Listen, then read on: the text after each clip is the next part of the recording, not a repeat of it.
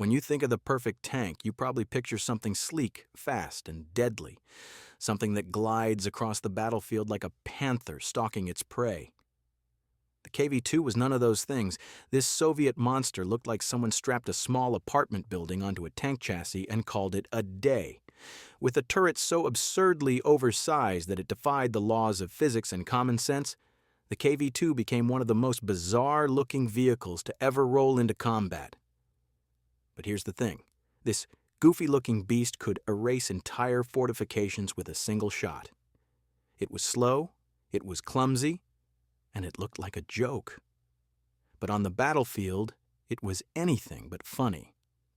The story of the KV-2 begins in the frozen hell of the Winter War between the Soviet Union and Finland, which kicked off in November 1939. The Soviets expected a quick victory. Finland was small, outnumbered, and seemingly outgunned. What could possibly go wrong? Everything, as it turned out. The Finns had built an extensive network of fortifications along the border known as the Mannerheim Line. These weren't just trenches and sandbags. We're talking concrete bunkers, reinforced pillboxes, anti-tank obstacles, and defensive positions that could withstand sustained artillery bombardment. The Soviets threw wave after wave of troops and tanks at these defenses, and the results were catastrophic. Finnish machine gunners and anti-tank crews were picking off Soviet armor like it was target practice. The Red Army needed something that could crack these bunkers open like walnuts. Enter the KV-1, a heavy tank that was already in development. The KV-1 was named after Kleine Voroshilov, a Soviet military commander and politician who was one of Stalin's closest associates. The KV-1 was heavily armored and could shrug off most anti-tank weapons of the era. But it had one problem. Its 76mm gun wasn't powerful enough to demolish fortified positions. Sure, it could handle other tanks just fine, but concrete bunkers? Not so much. The Soviet High Command realized they needed something with a bigger punch. They needed a gun that could flatten buildings and turn reinforced positions into smoking craters. So they did what any reasonable military would do. They took the KV-1 chassis and stuck an absolutely massive howitzer on top of it. The result was the KV-2, and good Lord, it was something to behold. The engineers mounted a 152mm M10 howitzer in a turret that was over 5 feet tall and weighed more than 12 tons. To put that in perspective, the entire turret of the KV-2 weighed almost as much as some light tanks of the era. The whole vehicle stood over 12 feet tall, making it one of the tallest tanks ever deployed in World War II. It looked like someone had photoshopped a naval gun turret onto a tank and forgotten to scale it down. The proportions were so absurd that even Soviet tankers must have done a double take when they first saw it. But the KV-2 wasn't. Designed to win beauty contests, it was designed to delete enemy fortifications from existence. That 152mm gun was an absolute monster. It fired high explosive shells weighing around 88 pounds, and the impact was devastating. When a KV-2 shell hit a concrete bunker, the structure didn't just take damage, it ceased to exist. The blast wave alone could kill enemy soldiers inside fortifications, even if the shell didn't penetrate. Infantry who witnessed a KV-2 bombardment described it as apocalyptic. The sound of that gun firing was so loud it could be heard miles away, and the recoil was so powerful that the entire 52-ton tank would rock backward when it fired. If you were an enemy soldier hiding in a building or a bunker and you saw a KV-2 rolling towards you, your day was about to get exponentially worse.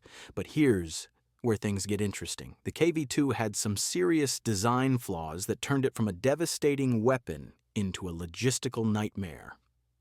First, there was the weight issue. At 52 tons, the KV-2 was pushing the limits of what its engine and transmission could handle. The tank was powered by a V2K diesel engine producing 600 horsepower, which sounds impressive until you realize that 600 horsepower had to move 52 tons of steel, armor, and weaponry. The top speed, about 15 miles per hour on a good day on flat ground, with a tailwind and a prayer. In reality, the KV-2 often struggled to reach 10 miles per hour, especially on rough terrain. It moved at the speed of a PowerPoint slideshow loading on a Windows 95 computer. Then there was the turret, that massive, oversized, top-heavy turret. It looked cool in a ridiculous sort of way, but it created enormous problems. The turret could only traverse, meaning rotate, when the tank was on relatively flat ground. If the KV-2 was on even a slight incline, the turret mechanism couldn't overcome the weight and gravity working against it. The crew would have to physically reposition the entire tank to aim at a new target. Imagine being in the middle of a battle, trying to engage multiple enemy positions and having to drive your tank in circles just to turn your turret. It was absurd. The manual turret traverse system was so slow and difficult that it sometimes took several crew members working together just to rotate the turret a few degrees. The crew compartment was another source of misery. The KV-2 had a crew of 6, a driver, a commander, a gunner, a loader, and 2 additional loaders because those 88-pound shells weren't going to load themselves. The interior was cramped, hot, and incredibly loud. When that 152mm gun fired, the noise inside the tank was deafening, even with hearing protection. The recoil was so violent that crew members had to brace themselves to avoid being thrown around the turret. Loading the gun was a multi-person operation that required coordination and physical strength. The rate of fire was painfully slow, averaging about 1 to 2 rounds per minute under good conditions. In combat, it was often slower. Despite all these problems, when the KV-2 worked, it was absolutely terrifying. There are accounts from German soldiers who encountered KV-2s during the early stages of Operation Barbarossa, the Nazi invasion of the Soviet Union that began on June 22, 1941. One of the most famous encounters occurred near the town of Raseiniai in Lithuania. A single KV-2, along with another KV-1, held up an entire German advance for over 2 days. The 2 tanks had taken position on a road and were blocking the advance of the 6th Panzer Division. German tanks tried to engage them and were destroyed. Anti-tank guns fired at them and the shells bounced off.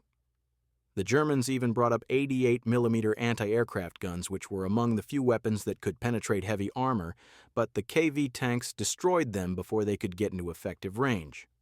The German soldiers were stunned.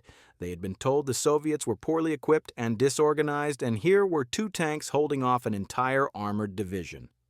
The KV-2 in particular caused absolute chaos. Every time it fired, a German tank or anti-tank position would vanish in a cloud of smoke and debris. The Germans eventually had to call in air support and artillery bombardment to deal with the threat. Even then, it took concentrated fire from multiple Stuka dive bombers and heavy artillery to finally disable the KV tanks. When German engineers examined the wrecks afterward, they found that the armor had been hit dozens of times, but most shells had simply bounced off. The KV-2 had become a legend in a single battle, but here's the harsh reality. The KV-2 was a victim of its own design. It was so specialized for bunker busting that it struggled with almost everything else. Against other tanks, it was at a severe disadvantage. That 152mm howitzer was devastating against stationary targets like buildings and fortifications. But trying to hit a moving tank with it was a nightmare. The slow turret traverse, the low rate of fire, and the relatively low muzzle velocity of the high explosive shells meant that the KV-2 had to get dangerously close to enemy armor to be effective. And when you're moving at 10 miles per hour in a tank the size of a small house, getting close to the enemy is a death sentence. Mechanical reliability was another massive issue. The KV-2's transmission was constantly on the verge of failure because it was essentially the same transmission used in the KV-1, which was 10 tons lighter. The engine was overworked and prone to overheating. The tracks would throw themselves off if the driver wasn't careful. The complicated turret mechanism broke down constantly. Many KV-2s were abandoned by their crews not because they were destroyed in combat, but because they broke down and couldn't be recovered. In the chaos of the early war years, Soviet logistics were a disaster, and spare parts for the KV-2 were almost impossible to find. A tank that couldn't move or rotate its turret was just a very expensive roadblock. Production numbers tell the story of the KV-2's brief and troubled career. The tank went into production in early 1940, and by the time production ceased in late 1941, only about 334 KV-2s had been built. That's a tiny number compared to other Soviet tanks like the T-34, of which over 80,000 were produced during the war. The Soviet High Command quickly realized that the KV-2 was too specialized, too unreliable, and too resource-intensive to be worth mass production. The Soviet Union needed tanks that could be built quickly, maintained easily, and used effectively in a wide variety of roles. The KV-2 was none of those things. By mid-1941, most KV-2s had been lost, either in combat or due to mechanical failure and abandonment during the Soviet retreat. There are very few photographs of KV-2s in action after 1941, and most of those that survived the first year of the war were either destroyed or converted into other vehicles. The KV-1 continued in production and service, eventually evolving into the IS series of heavy tanks. But the KV-2 was a dead end. It was a bold experiment that didn't work out, a solution to a very specific problem that became obsolete almost as soon as it was deployed. But here's the thing. The KV-2's legacy isn't about practicality or battlefield effectiveness. It's about audacity. The KV-2 represents a moment in military history when engineers and commanders were willing to try absolutely anything to gain an advantage. It didn't matter if the design was absurd or if the tank looked like it was built from rejected concept art. What mattered was firepower, and in that regard, the KV-2 delivered in spades. That 152mm gun could do things that no other tank gun of the era could do. It could flatten buildings, it could obliterate bunkers, it could turn enemy fortifications into abstract art. When it worked, it was a force of nature. There's also something deeply human about the KV-2 story. It's a reminder that war doesn't always produce elegant solutions. Sometimes you get weird, clunky, imperfect machines that are simultaneously brilliant and terrible. The KV-2 was over-engineered in some ways and under-engineered in others. It was too heavy, too slow, and too complicated, but it could also do something that no other tank could do, and for a brief moment in history, that was enough.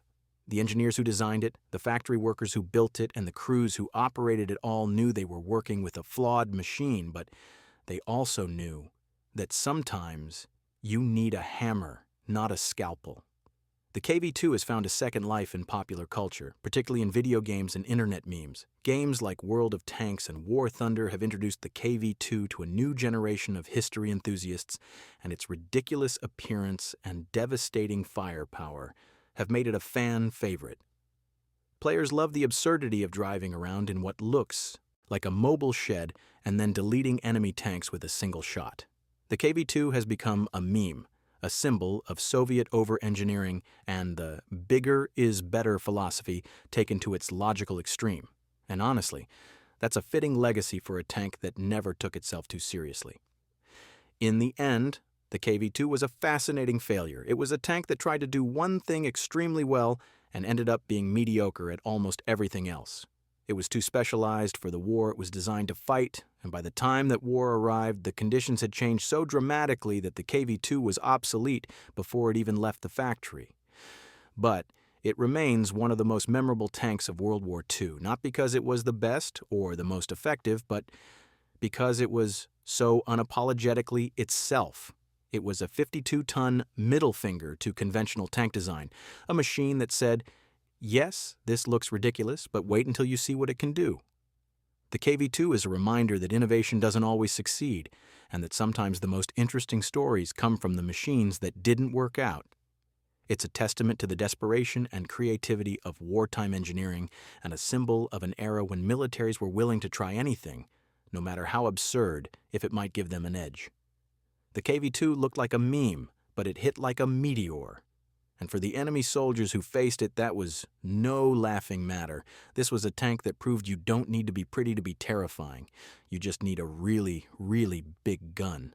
Thank you for watching until the end. You can click in these other videos if you like this one. Don't forget to like and subscribe and click the bell icon to be notified when we upload a new video. Have a good day.